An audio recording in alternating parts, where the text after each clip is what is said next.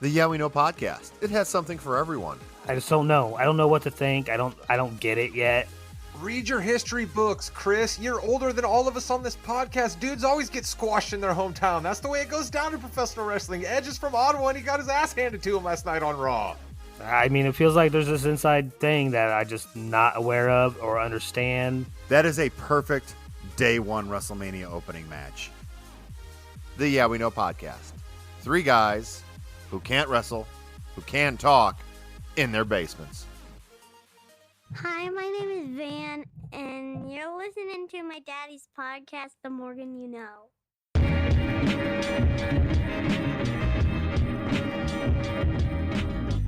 Love the show, and you should check out my buddy Rod Morgan's pod, The Morgan You Know, as I'm confident he's primed to make some waves on the scene. Hello, ladies and gentlemen. Welcome to the Morgan You Know podcast.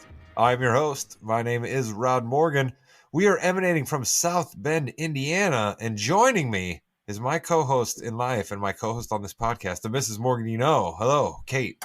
Hello. And joining us from across the country, which is apropos because the television show we are about to talk about crosses the country many different ways. Joining us from North Carolina, our good friend, Mr. Chris King. Chris, hello. What is up? Love you guys. We are here to talk about a television show and a movie. We on the Morgan You Know podcast, we are the pop culture arm here on the Morgan You Know podcasting network. If you want to hear wrestling takes, you listen to Yeah We Know. If you want to hear sports take, you listen to Balls and Brew, but we are here to talk about pop culture. We did a music episode for you last time. We all got together and recorded behind microphones talking about love songs. Check that out in this very feed if you missed it. But today we're going to talk about a TV show that kind of came out of nowhere a little bit, right? It got a little bit of promotion, but I don't think people thought it was going to be as good and as popular as it was. And then we're going to touch on a movie that came out back last month in February, and I teased on every other podcast platform we have that I was going to talk about it, and now the time has come. Maybe there's a misprint? Or maybe he didn't buy that ticket at all. Maybe. But I said the TV show first. It's called Poker Face. Chris, you watched it. Kate, you watched it. Kate, I'm going to start with you. What made you want to tune into Poker Face? Well, I love Natasha Lyonne, first of all. I love her voice that she seemed to have had since she was a teenager, maybe in American Pie days. I also really enjoyed her on Russian Doll. And so I thought, you know what? This is something I could be all in on because she seems to be the central character. I also liked the idea that it was produced or created or written by the same folks who did Knives Out, both of those movies. And I really liked those two. So I was all in. And then once you told me it was a whodunit sort of series, then I was really all in because I'm, a big true crime, but also series. What do you call them? The Anthology. And no, it's the other one, like the Law and Order, anyway, it doesn't matter. You lost me on that one. I completely lost the train of thought on that one. Chris, how about you? What made you want to tune into Poker Face? Before we start to get into the nuts and bolts of what it is, what made you want to tune into the show? I watched Russian Doll, and I love that series. I know it was only 2 seasons. I absolutely loved it. So I became a Natasha Lyonne fan right away. And so, yeah, I'm going to watch anything that she's a star in. I think she's great as an actress. Procedural is the word that Mrs. Morgan, and I were searching for. Procedurals, where you are going over the different nuts and bolts of trying to solve a crime. That was the hook for me on this show, right? I've realized as I get a little bit older, I don't want to have a whole lot of strands in Duder's head to keep straight, to borrow a line from The Big Lebowski, all right? Serve me up something and finish it off for me in about 45 to 52 minutes, and I'm going to be an exact fan of your show, and that is the case for Poker Face, which is a murder mystery series stylized as a character-driven case of the week mystery. The series centers around Charlie Cale, a casino worker with an innate ability to detect lies. She travels across the country on the run from the casino boss following a suspicious death.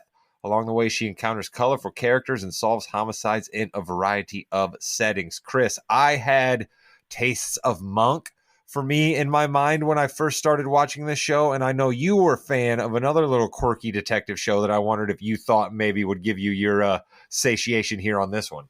Yeah, you're talking about Psych, are you not? Because yeah, I got a lot of that too, and it, you know, Psych being more of an inside joke type of thing with their main characters, but like you're right, you have a succinct little plot for this one episode that you're following. It has a great beginning. The way they write these episodes, it really sets stuff up for you. And then the way she goes about solving it is quirky. It's new. It's not something you normally would see. I do love the human lie detector aspect. It's better than your mentalist. It's better than a fake psychic. It's almost the same thing, except that she is a reluctant type person to have this trait. It's almost where she sees it as a burden to her life. Chris, let me ask you something that's not on the outline, but you're the perfect person to answer this question because I know you're a comic book guy. You're a little bit of a superhero guy. Is Charlie Cale a superhero, right? Was she blessed with an innate ability to be able to tell lies? And she's kind of like reluctantly, all right, if I have this thing, I've got to go out into the world and do good with it. Do you see her as a superhero? I could see somebody portraying that or making that jump to this being like a superhero type ability to detect anybody who's lying. It's not so much like she says in the show, it's a bullshit detector. She doesn't necessarily know what the lie is or what the truth is, but she can tell it's bullshit. So I can see how someone would want to claim that as a superpower ability. But if you want me to nerd out a little bit, in the Marvel universe, if you don't have the mutant gene, then you're not a mutant and you're not a superhero. See, this is exactly why I went to you with that question. So, Mrs. Morgan, one quick question for you, also not on the outline, but I think you're well equipped to answer this, all right? You watch an awful lot of shows on the binge model where you can just burn through them episode to episode, start one up after another, get through an entire 10-episode series in 3 days. I've seen you do that with numerous shows, like that Bobby Cannavale show comes to mind, right? Like you watch that thing in 3 days. Do you think that you liked Poker Face an awful lot because it made you wait week to week to get each episode? Yeah, I actually tend to prefer it that way because I'm more engaged and I have something to look forward to. I also just recently binge watched the entire first season of Yellow Jackets, which I also strongly recommend. But I think I would have loved it even more than what I did if I had to wait every single week to watch a new episode because it was just so good. And because every episode of this show is a different case. And so you need to have maybe a little bit of background in a couple of the episodes on just a couple characters and knowing Charlie's bullshit detector. But other than that, you can watch it freeform. And I really like that a lot too. All right, so let's just get into the nuts and bolts of it here then. Chris, what is it that you think makes this show great? Because I think all three of us that are podcasting here tonight are willing to say that we recommend this show to anybody and we thought it was really good. So what do you think ultimately it is about the show that makes it good? The writing, for one. Mm-hmm. The way they write these episodes and construct these episodes are great. It is a whodunit to an extent that our main character doesn't know whodunit. Sometimes we do, sometimes we don't. But so the writing they do, and each episode is a completely different motive. Usually, it's a completely different cast of characters. It's going to be in a different locale. So there's a plethora of ideas and stuff that they can take from, and they have created a great, formulated drama that can really last because of how well it is written. If they are able to keep these same writers and keep this same type of thing, this show could realistically be a long running drama series. So the great writing, I think, is what attracts great guest stars. And I think great guest stars is something else that we could really point out in trying to sell Poker Face to other people. You are seeing big time actors getting a chance to do very cool things in each one of these bottled up episodes. And Mrs. Morgan, I'll throw it to you quickly this way. Do you think that's why these great guest stars want to show up, because they really get a chance to show their chops? I think so too. I think so. But I also think that they see the writing. They see that it's a lot of fun. They see that it's not a recurring role, that it's just a simple cameo in one episode and they get to do a lot of fun things with Natasha Lyonne, who also seems to be quite fun herself. And why not get in there and try it? And I think that there is the proven method of the Knives Out mysteries. And you have a lot of really famous people in those that are never going to be seen again in those character settings. And so I think that that's part of the attraction too. I think you can get a lot bigger names for these guest star roles the way they are writing and constructing these episodes too, because they're getting the bulk of the screen time during this episode, much more so than our main character in a lot of ways. So you're really saying, hey, you're going to be the focal point. You're not in just for a bit part or character. This is a focal point. There's depth to these characters. You have motive. I mean, they're doing phenomenal work. And I think you can get some of these big names because of that. Oh, I think that after the success of this 10-episode arc for season 1, I think you're definitely going to see a few more people who are willing to sign on board. But I think one of my favorite rubs of the show is the fact that Charlie is not a cop. Charlie is not a private investigator for hire, right? She's not really bound by any jurisprudence or any Miranda rights or any attorney-client privilege or anything like that, right? Like, she's just out there operating, blowing around in the wind, almost the way any of us would be if we were thrown into any situation that she's thrown into. And I think that, for me, is what really makes the show great, right? Because as much as I loved Monk was still a guy who was hired by the police office, but by the police, right? So he had certain rules that the police had to follow that he had to follow, right? And then your guys on site, Chris, weren't they normally hired by somebody? So they were basically being paid by someone to do a job? Well, they were usually being hired by the police. Monk used to be a detective. That's why they still used him. Right. Psych would hire the police. The Mentalist was a hired gun. You know, even in Lucifer, he's hired by the police as a consultant, you know? So that's where you get a lot of these things. And you're right. She's not part of the law enforcement. There's many episodes where she's like, no police. Yeah. No, she's purely driven by what's right and what is wrong. Like, this is the right thing that you should do as a human being. This is the wrong thing that you should do. And God damn it, this is my moral code and my conscience that is totally taking over always. Even if I know, like, the second episode, I only have so much time to figure this out and I got to get the hell out of Dodge before somebody else is after me. And I think that attracts us to her too. Yeah, I think that where we're at in the new landscape of TV, that if we didn't have the overarching story of Ron Perlman's character and Benjamin Bratt's character, who are two of the just, bigger name guest stars who just get a chance to do just great work on this show, right? Neither one of them get to show up for as much as you'd like to see them, but when they do get to show up on screen, it's absolutely fabulous work out of the both of them, right? And I think that's so much of what this show is about, is that, like, we have people who are coming on doing good work, and you love watching them, right? They're characters that you buy into every single week. And that's very, very important because, Chris, as you said, right, ultimately they're supposed to be disposable, but this show's writing makes you really feel something for each and every person that you're going to dispatch with and not see after one episode, except for a few exceptions that come up pretty big time at the end of the story arc. Yeah.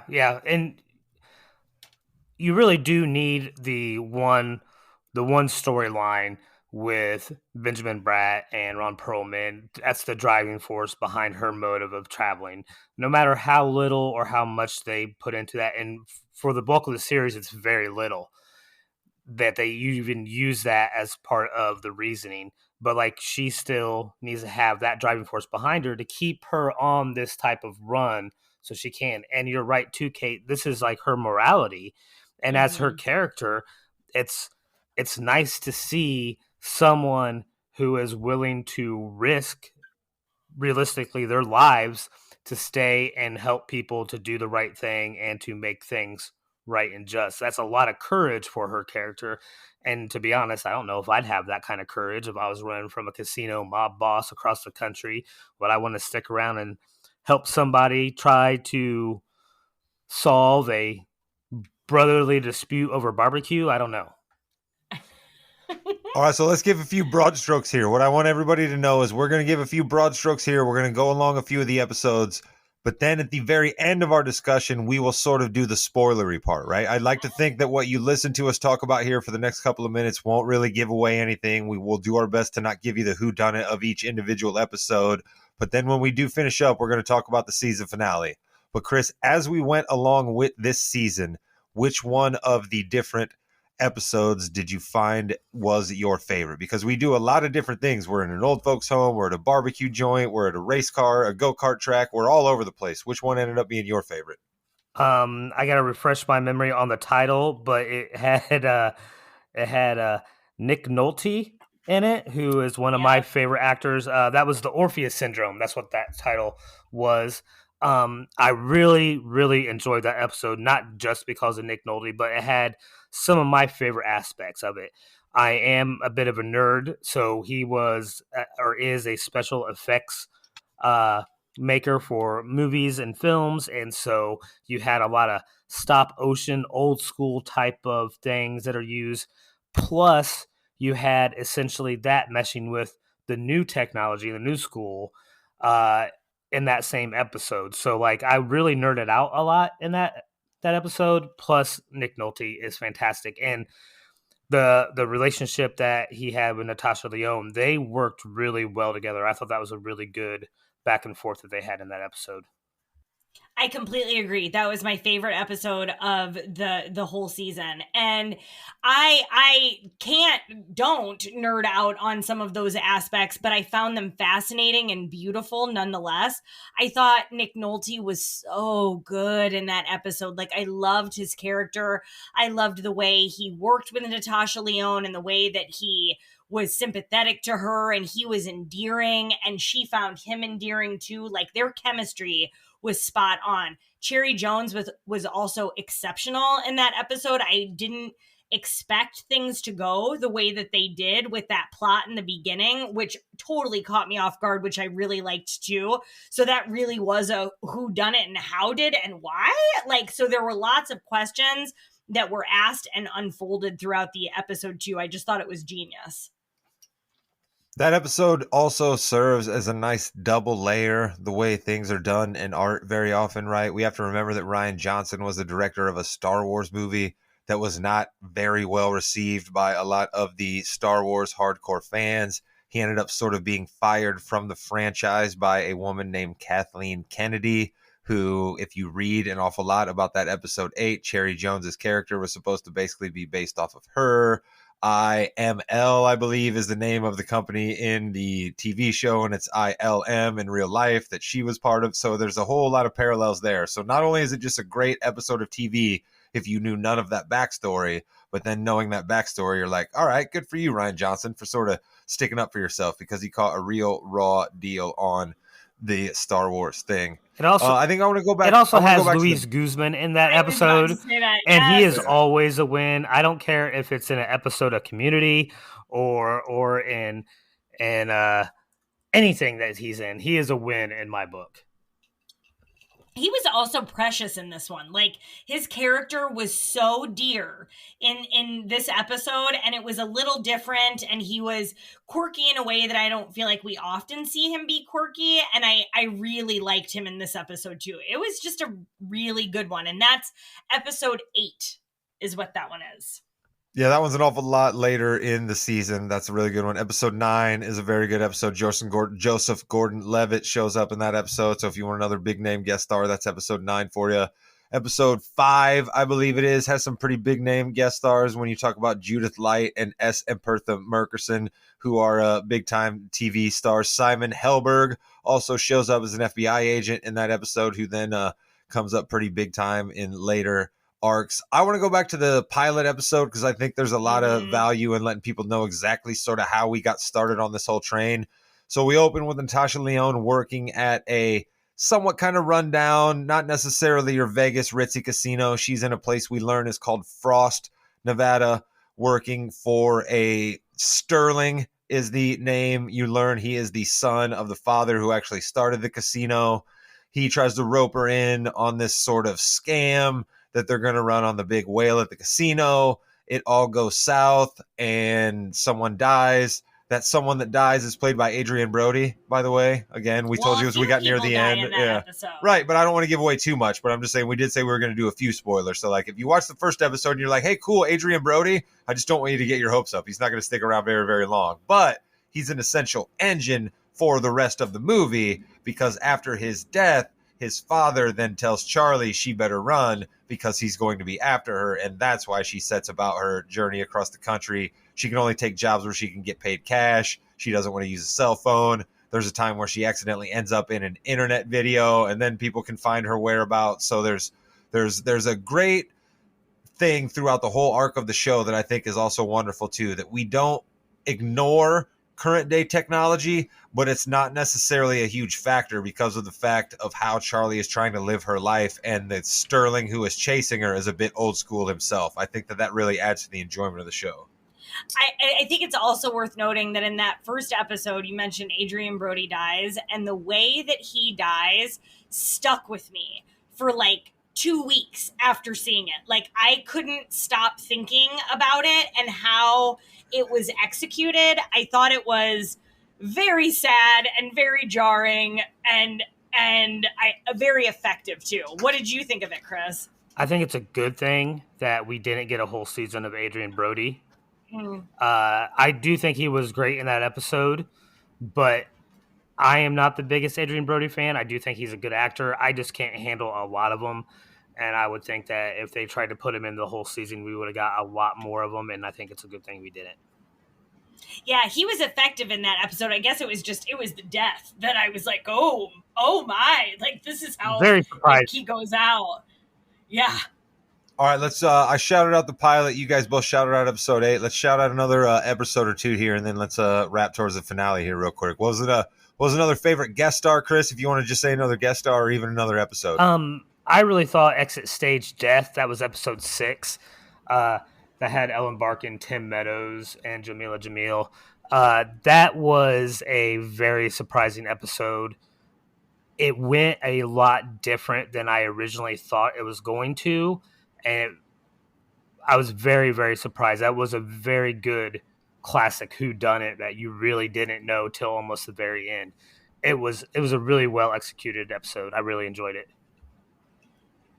One of my favorite, that was a really good episode. I didn't like how little they used, is it Jamila Jamil? I didn't like how little they used her because I really like her. I thought they could have used her a little bit more, but it also played out in the right way, I think. But one of my actual least favorite episodes, but one of my favorite guest stars, was in Rest in Metal. I love Chloe Sevigny. I have loved her forever.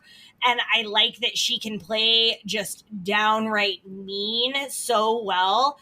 And I thought she played that part really well. Not my favorite episode, but she was a perfect guest star for that scene. Shout out to Laurel Howery, who is in episode number 3 as a Texas barbecue proprietor who also gets to host a hour-long talk radio show. So I'm completely jealous of that, being able to host a talk radio show.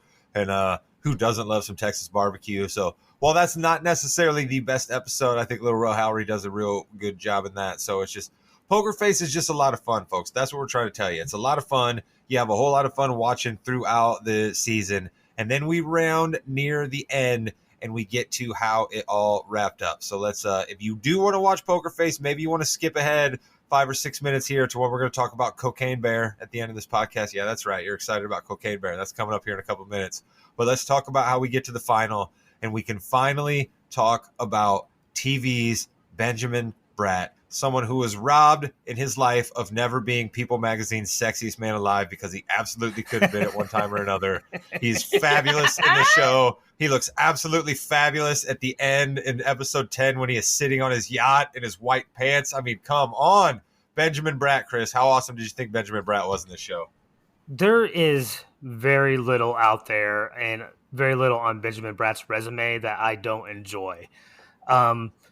You're right. Sometimes he's so good looking, you kind of wish that he get punched in the face maybe a couple times.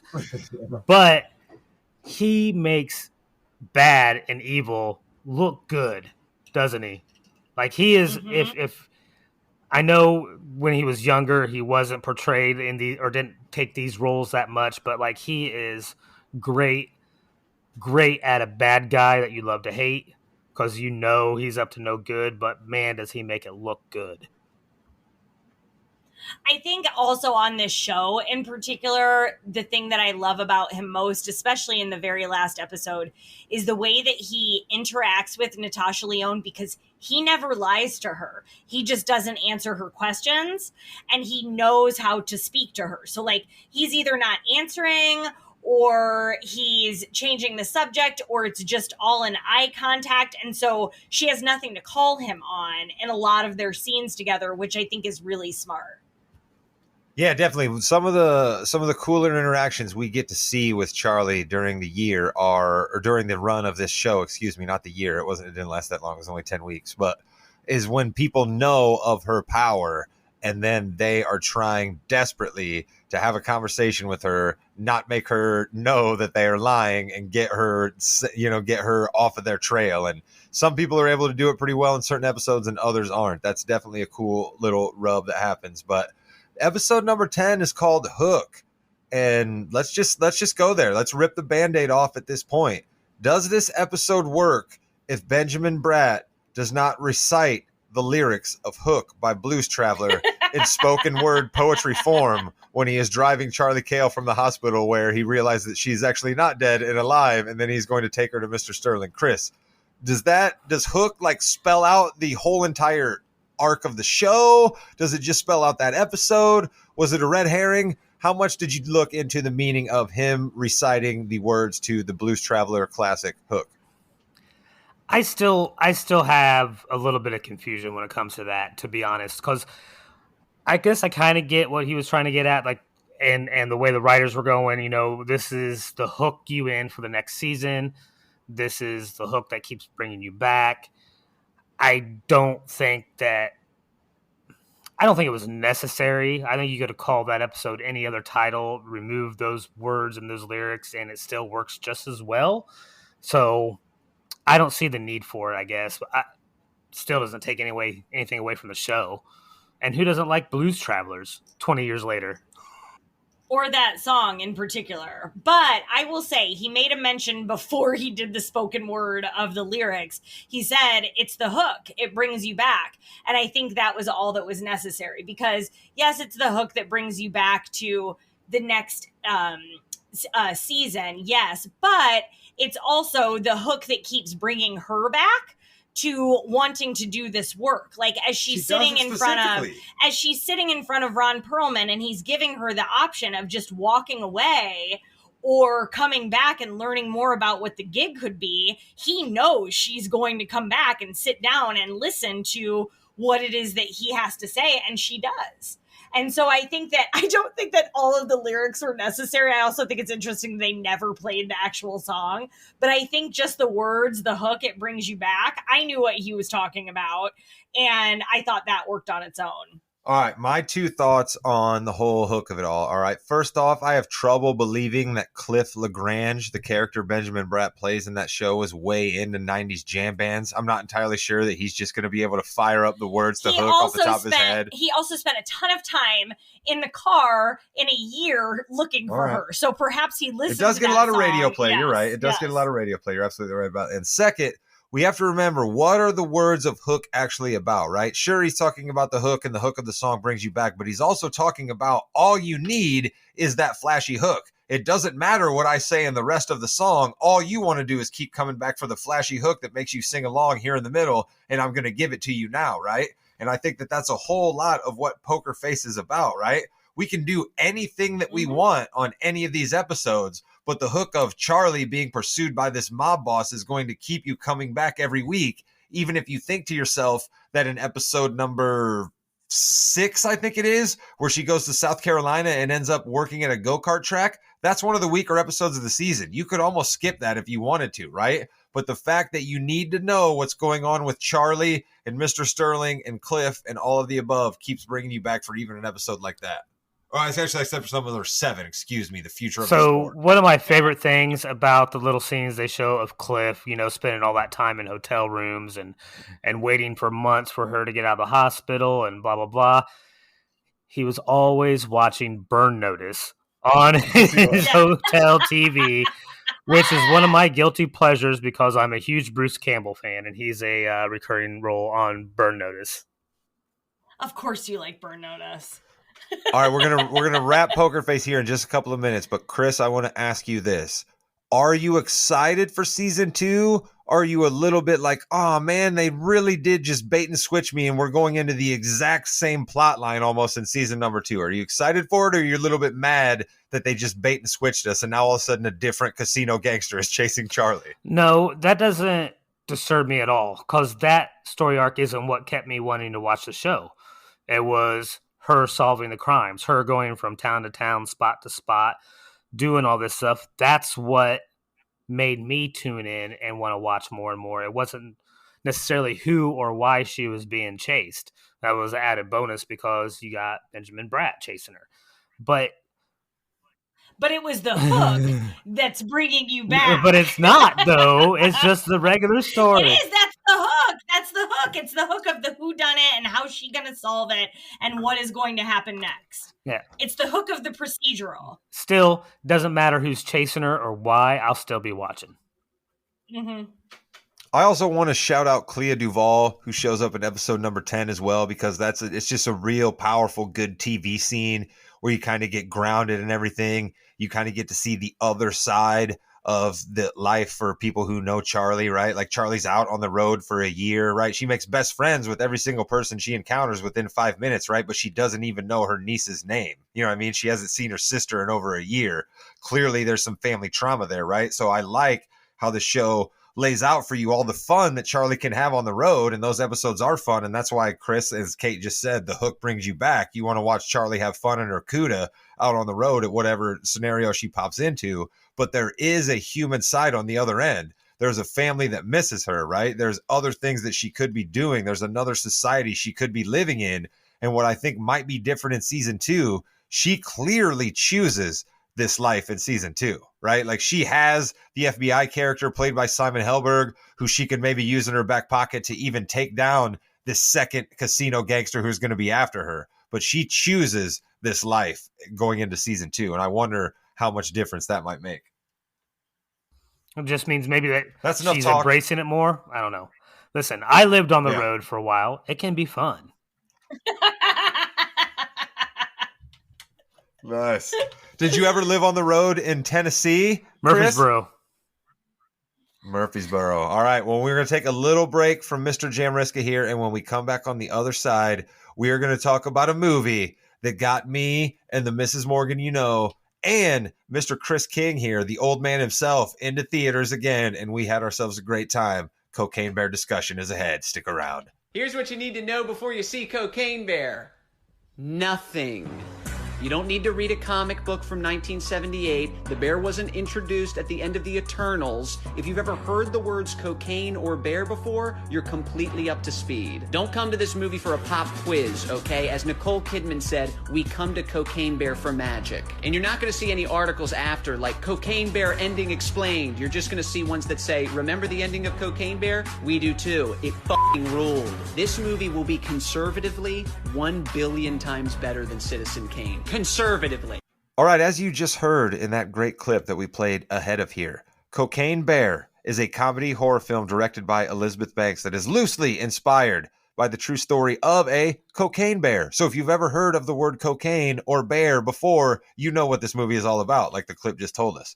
An American black bear ingested nearly 75 pounds of lost cocaine. In 1985, drug smuggler Andrew C. Thornton II drops a shipment of cocaine from his plane. He attempts to parachute out with a drug-filled duffel bag, but knocks himself unconscious on the attempt to jump out of the flame on the doorframe, falling to his death because he never opens his parachute. His body lands in Knoxville, Tennessee, where he is identified by a local police officer, a police detective named Bob, who concludes that the cocaine is likely from the St. Louis drug kingpin Sid White, who was played by screen legend Ray Liotta, and we will get to him at the end of this discussion.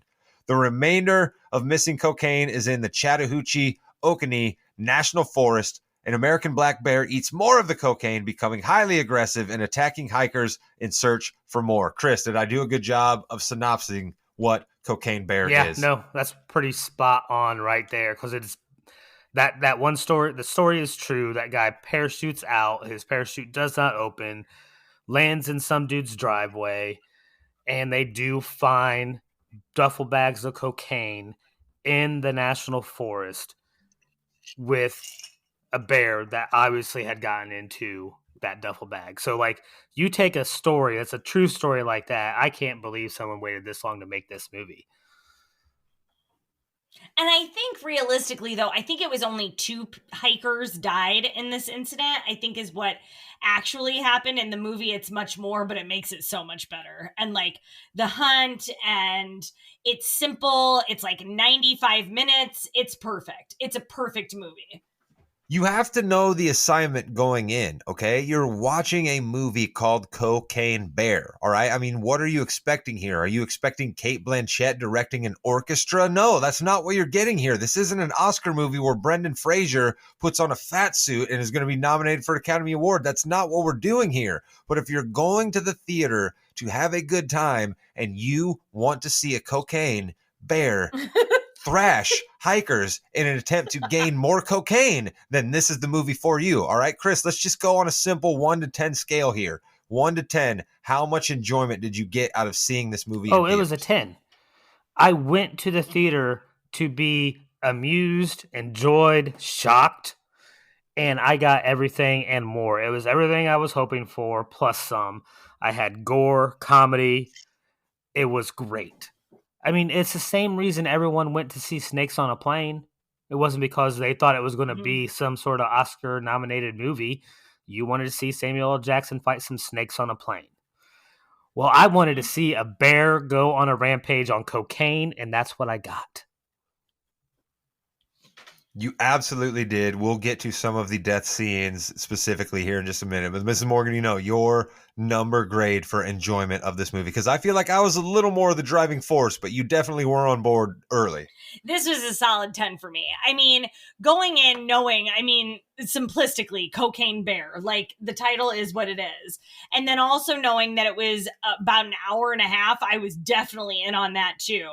And then I do think that what surprised me about this movie that made me all in within the first several minutes of being in the theater was how fucking funny it was.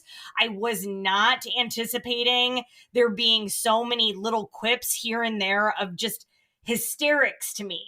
And we may or may not have been the only 2 people who were really laughing in our theater. I think we had a lot of other people who were taking it a little bit more seriously, but I thought it was just wonderful. And then, the gore, the horror part of it, because I like horror movies. And so I liked a lot of those scenes too. It was more violent than what I thought it was going to be. And I welcome that as well.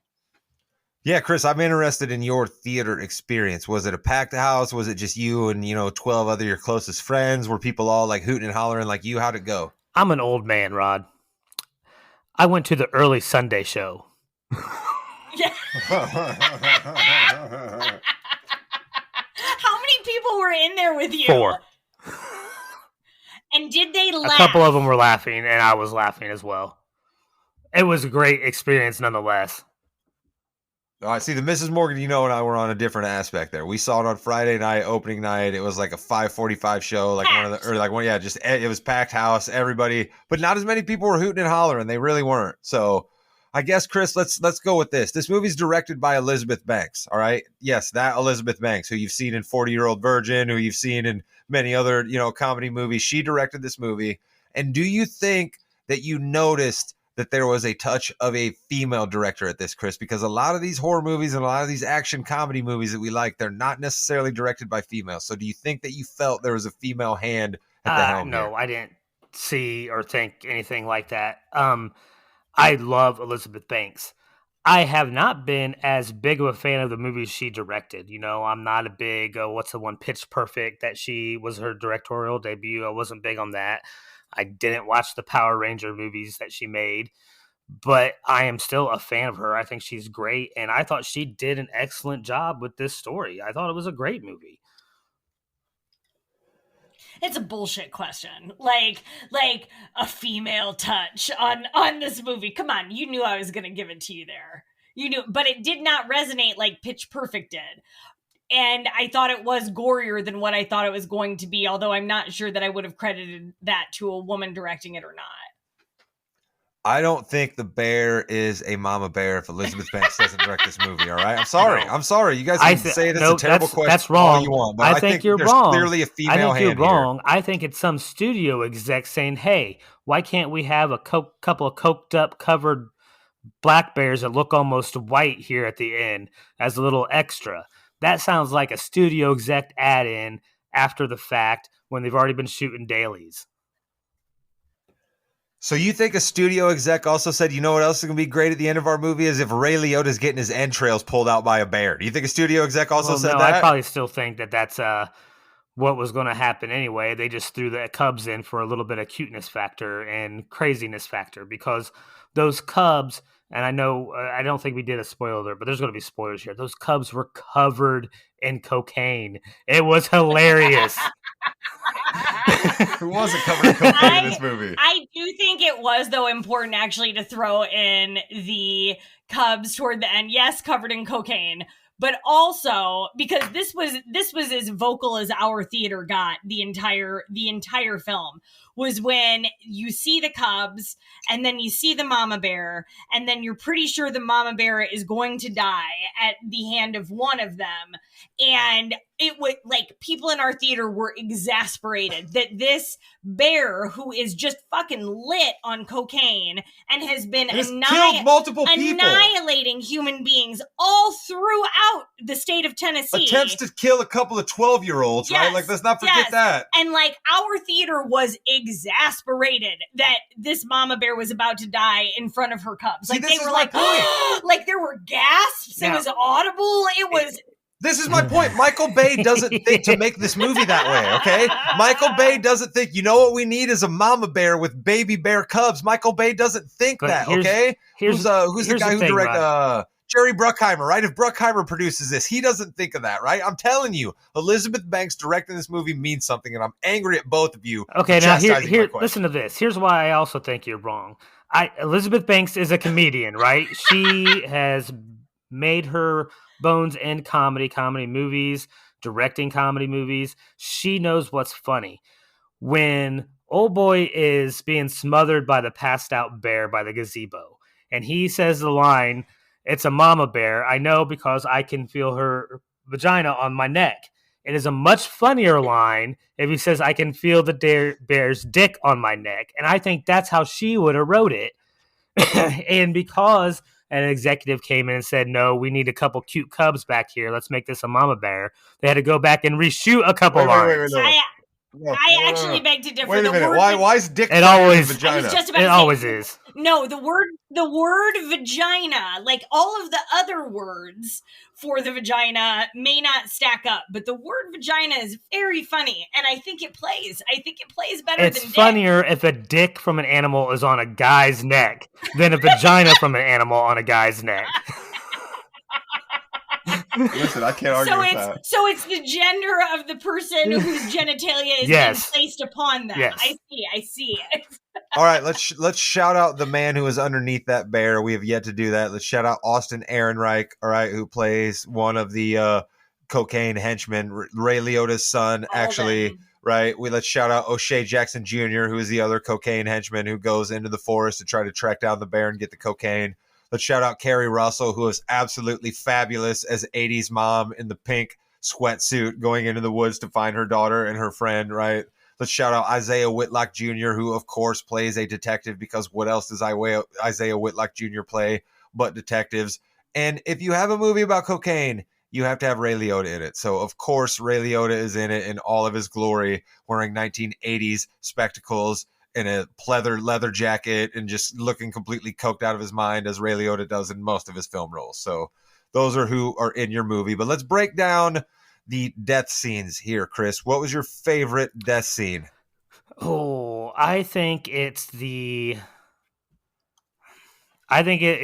guy who is the works for the DNR, who comes out and is trying to to save the forest, and he's the big naturalist, and he gets thrown into the bundle of coke, so he's covered in coke, and then he tries to climb the tree to get away from the bear when he knows he can't climb trees to get away from the bear. Jesse Tyler Yes. Ferguson. Yes, and then this dude dies, and the bear does a line of coke off of his arm, and it is one of the best scenes. It is just hysterical, and we were literally the only two people who laughed. When I tell people I went and saw this movie, they go, "Really? Is it good?" And I tell them I watched a bear do a line of coke off of a dead guy's severed leg. That's all I tell them, and they're in. Yeah. But what we also have to remember about that is the bear chooses not to eat the 12-year-old boy at that point, okay? So it's another decision that the movie makes to keep us on the side of the bear. That's because the other guy was covered in cocaine, and that's what the bear's addicted to is the cocaine. That guy is... Yeah, he doesn't Why want else human would flesh. he sniff the line of coke but not eat the leg? He doesn't care about the blood and the guts. He wants that coke. I don't give a shit And about that this kid leg. just spit Guy up a with the little blow. coke. That's the other thing we haven't brought up. The kids do cocaine, or at least try to. But that guy is covered. Did they go too far with that for you? Or do you think the kids had to at least try That it? was exactly how I expected, or I'm great that that's how they did it. If they would have tried to like act like these kids knew how to snort or knew what they were doing at all, I'd be more upset. But that's exactly how a kid would totally think agree. about it. Oh, it's cocaine. I don't know what you do. I'll just eat it, And that's Yes. That's exactly what happens. And of course, you have the one kid is like, it's not like what I usually do. Bullshit. I know. Like it was a perfect So thing that kids good. do. It was great.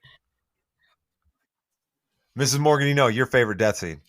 Oh, I think it was also Jesse Tyler Ferguson. Although I think that from a gore standpoint, the ambulance ride and the deaths of the paramedics were really something else. And I enjoyed that, again, because I like horror movies. And I think it really leaned into to that trope. Margot Martindale really got the raw end of that scene there. She was fantastic Yeah. in this too, by the way. I absolutely love her. Mhm. And she had one of the best lines in the whole movie too. Which line was that? When the guy tells her, when it's Jesse Tyler Ferguson goes like, "You got a dusty beaver there." And she's like, "I'm trying to fix that." That's right. That was good. That's right. That was a fabulous line. You're absolutely right. The clip you heard when we opened our Cocaine Bear discussion was by somebody you might know from Instagram. His name is Scott Seiss, I believe, something along those lines. It's pretty close to that. And you might have seen him do videos about this is an IKEA, and he yells at the customers about asking stupid questions. He shows up in this movie as a paramedic, and yeah, when the paramedics show up at the DNR place, like there's bodies everywhere, right? Because the hooligans who have been robbing people in the bathroom, a couple of them are already dead and gone at that point. Margot Martindale blows off somebody's head at one point when she sees the bear coming around. Then here's my question to both of you, okay? I understand you have a sworn duty as a paramedic to provide assistance in any situation that you're called to. But if you're trying to push open a door that will not open for you, you push it open enough to look down and see someone with a completely half of their skull blown off. Do you continue going inside the building? That's my question for both. I think you do until you know otherwise. He doesn't know there's a bear there yet. He thinks he's walking into some sort of murder house, and there's just more dead people in there. That's true. So Murder house. So until the lady gets bear out of her mouth, it's too late because he's already opened the door and saw the bear. Murder house. Not a bear on cocaine house. Why would you think that? Of course you think it's just a murder house. So you guys both watch more horror movies than me. Is it typical for first responders to buy it in horror movies? Because I thought to myself, I was like, man, as much as we try to, God up first responders and we need them, and God bless all of them out there, should we really just be taking them out like this? Does that happen in all horror movies, Chris? EMS and firemen usually don't get it in horror movies. Maybe cops will if they're usually the first on the scene. So I usually don't see that many EMS getting gorged like that. No, but what is consistent is you see people making really bad choices.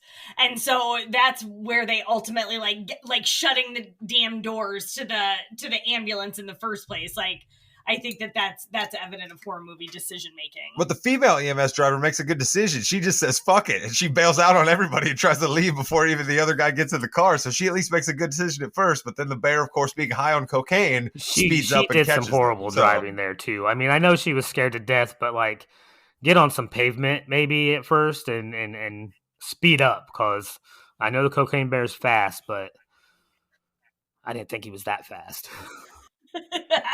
Well, he clearly was that Cocaine's fast. a hell of a drug. Yeah, exactly. Dave Chappelle told us that. Rick James, care of Rick James.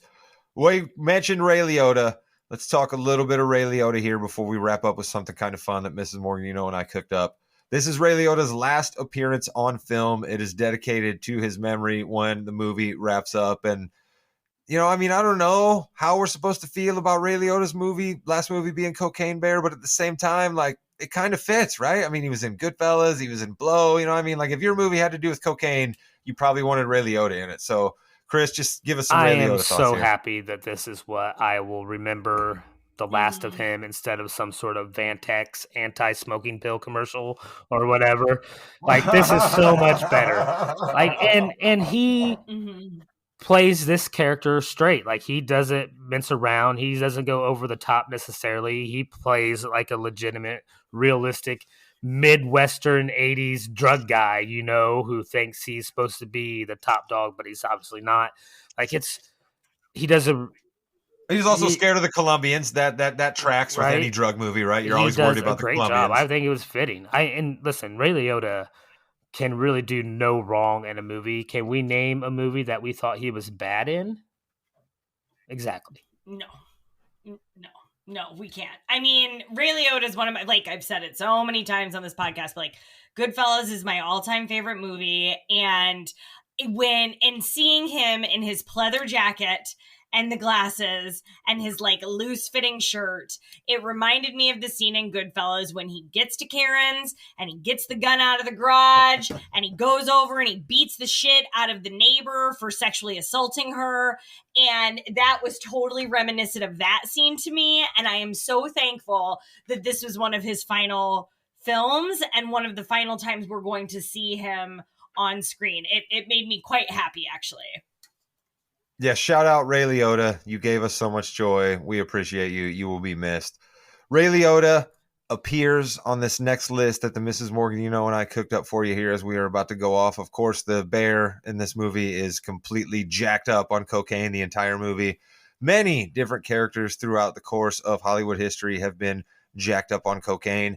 Mrs. Morgan, and I tried to avoid the real depressing, like, you shouldn't do drug kind of movies, right? We went for more more just the fun kind of let's laugh at people who are jacked up on cocaine in movies. So the best coked up characters to ever appear on screen has to start with Henry Hill in Goodfellas, played by Ray Liotta, who we just shouted out being in this movie, who we said was in every other cocaine movie. So he's on that list. Mrs. Morgan, who else do we have on that list? So we also added William Whitaker, Sr. in Flight. That is Denzel Washington's character in Flight. First of all, super underrated performance by Denzel Washington. Daniel Day-Lewis hadn't been up for the Oscar that year. Denzel would have won. It is what it is. He was phenomenal, and he is super coked up in that movie, in addition to being a severe alcoholic. But there is one scene toward the end of the movie where he has to go appear in front of, I don't know, representatives. I'm not going to call them Congress. Was it Congress? Yeah, like a congressional panel. Regarding a flight that he had been in and a serious accident. And he had gotten so hammered the night before. And John Goodman shows up and gives him a boatload of coke and says, sober up with this. And he does. And then appears in front of Congress. And it's just sort of, the whole performance is perfect, but that scene's quite funny too. He also manages to land a plane in a crash landing scenario. Basically, he lands it inverted, right? While he's high on cocaine. So, I mean, that absolutely makes him eligible for this list. Number 3 on this list is, of course, Alfred Molina's character, Rahad Jackson in Boogie Nights, right? When Reed Rothschild and Todd and Dirk Diggler go to score some cocaine from the man in the robe wearing a Speedo with this guy in the background throwing the poppers everywhere. And Sister Christian comes on. I mean, has there ever been anybody more coked out than Alfred Molina in that scene? He's sweating. He's holding a gun. He's yelling at people. You know what I mean? Like, it's just like everything you imagine of like a tense, bad, oh my God, this guy's high on cocaine scenario Alfred Molina portrays in that movie. So got to have him on this list. Yeah, and it's not necessarily a fun scene. No. I will say that about this scene is that it's not fun. It's pretty macabre, actually, and a bit terrifying. But he plays it perfectly well. And there are lots of other scenes in Boogie Nights where various characters are coked out, so it plays. Right, like you can think of the scene where Reed and Dirk record "Feel the Heat." They're definitely pretty coked out in that scene, right? That's a little more fun in that movie. We also have an actor by the name of Jory Mola. You might not know his name offhand, but you've seen him in Blow as the guy who ends up screwing over Johnny Depp's character, and you've also seen him in Bad Boys 2 as the main drug-dealing bad guy that Will Smith and Martin Lawrence are after in that movie. And I'm pretty sure he does a line of cocaine every time he appears on screen in Bad Boys 2, and he's absolutely out of his mind. So he makes this list. And then number one on this list and number one in our hearts is, of course, the bear in Cocaine Bear. So that's our top 5 list of coked up movie characters. Chris, do you have any people we forgot? Mentions. One, I have to mention just because everyone would be mad if we didn't. If he's not top 5, this has to be an honorable mention, and it's got to be Scarface. I don't care what you say. That scene, that final scene, he has a mountain of coke in front of him. He ducks his whole head into it, and he goes insane. He goes Captain Insano. It is crazy, fantastic, and a little funny all at once. Probably a little sad too. But really, and you guys may not even remember this. A lot of people probably overthink or skip this scene in this movie. And this movie is not about drugs. This movie is actually about kids trying to get to a party, trying to get some alcohol for a party. And this is super bad. In the bedroom, that dude, I don't know the actor's name. I don't know the character's name. I couldn't even find it, Chris. I tried Googling it, and I could not find it. I'm sorry, but he's the funniest guy I've ever seen do coke in a movie because he acts crazy. Have you ever done coke? No. Yeah. I mean, it's just hilarious. Best. Well, it's just the other thing that's so real about that scene is like, that's how it works, right? Like if you're at a house party and you accidentally walk into a room that you're not supposed to be into, right? And you walk in and there's like 6 dudes sitting around a couch. And they like, got the Def Leppard mirror that's they're seconds. passing in between them with little credit cards. We know too much. Dude's brother is in from Scottsdale, looking just terrible. Yeah. And he came to hear this guy sing, who this other guy is convinced is such a good singer, and then he launches into These Eyes while the guys are all doing coke. It's hysterical. That is so awesome that you brought up Superbad. That's absolutely fabulous. Because Kate and I wanted to put that on the list, but we just couldn't find a name for it. So, but that's fabulous. No, those are the 2 that popped in my head when I saw your list originally, so I will keep it there. Because there were other thoughts, right? Like people threw at us Wolf of Wall Street, right? But he just does so many different drugs in the Wolf of Wall Street that I can't believe that you can just pin him down. There's a lot of mescaline use in that movie as well, and all the lewd. That's where hallucinating starts, not just going coke crazy. Yeah. And then that's the same thing for Fear and Loathing in Las Vegas, which is another one that people threw at us, right? Like, why not Hunter S. Thompson? Why not Raoul Duke, right? The characters that are portrayed in that movie. But it's like they're doing acid, they're doing coke, they're doing ether, you know what I mean? They're just like whatever they can get their hands on, you know? Whenever you get locked into a serious drug collection, the tendency is to push it as far as you can. So there we go. That is our discussion on Cocaine Bear. Get out in the theaters and see it. If you listen to this podcast and hadn't seen Cocaine Bear yet, bless you. I'm sure you'll still enjoy yourself. And I'd like to think the same thing about Poker Face. We gave away a couple of things there, but you still can enjoy Poker Face because it's that kind of a show where there's a different whodunit every time that goes out. And so go out there, watch Cocaine Bear, start up Poker Face on Peacock. It's a lot of fun. Come back here to the Morgan You Know Podcasting Network for your wrestling needs, for your sports needs, for your pop culture needs. And Mrs. Morgan, you know, is there anything else we should say? No, just like we're nearing spring, guys. We're close. We're real close. And then you get into summer and there are some nights where you're like, what should I watch? Like nothing news on. I don't know where to go. Watch Poker Face. Like get into it. You're going to really enjoy it. Cocaine Bear will be out sooner rather than later on streaming platforms too, I'm sure. So give both of those a go because they're quite entertaining and you'll enjoy yourselves. Yep, I couldn't agree more. Chris, any parting shots before we close up shop If you here, my are friend? a fan of comedy horror, go watch Violent Night. It is streaming on Peacock right now. It is fantastic. You got John Leguizamo in this movie as well. So it is fantastic. It gives you all the feels and has plenty and plenty of violence. Nice. There you go. A little bonus shout out by the old man Chris there. So we got Cocaine Bear, we got Poker Face, we got Violent Night. Thank you very much for listening to this podcast.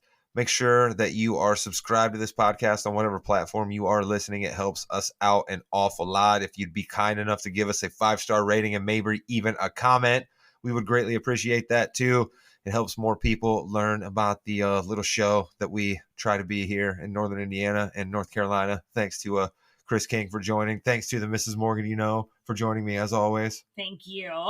And we will be back with another pop culture themed episode here on the Morgan Podcasting Network very soon. We've got a couple of ideas we're ruminating on as we get closer to summer. I don't want to give away any of them yet. We're still creating them in the lab, but it'll be something very cool. And if you want wrestling or sports, we got you covered probably in the next episode that's going to come after this one. So thank you. And that's the Morgan